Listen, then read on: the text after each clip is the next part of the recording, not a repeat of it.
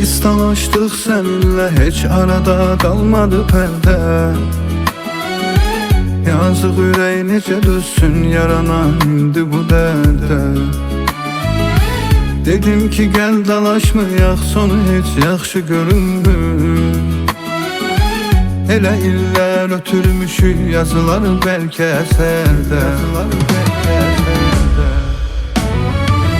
Çırağın söndürərək ört taleyimin qapsın gel.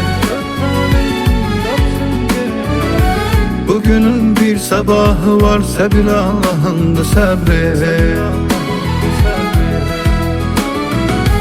Belki de bu fürsət oldu, getmək üçün hazır idin. Pislik etmək çox asandır, bacarırsan yaxşılıq edir.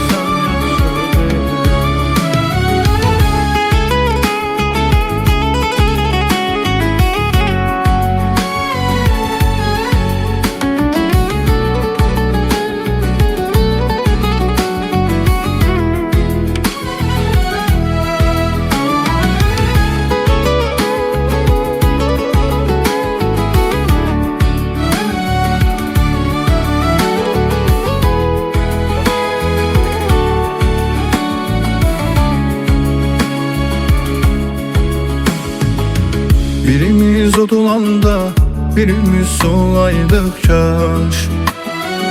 Hirsli başta ağıl olmaz, olar ancaq dalaş. Çay süzərdi, oturardı, baş başa qərar verərdi.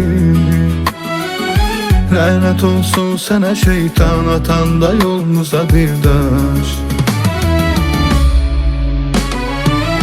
Çırağın söndürərək ört taleyimin qapsın gel. Bugünün bir sabahı var, səbir Allah'ın da səbri. Belki de bu fürsət oldu, getmək üçün hazır idin. Pislik etmək çox asandır, bacarırsan yaxşılıq edir.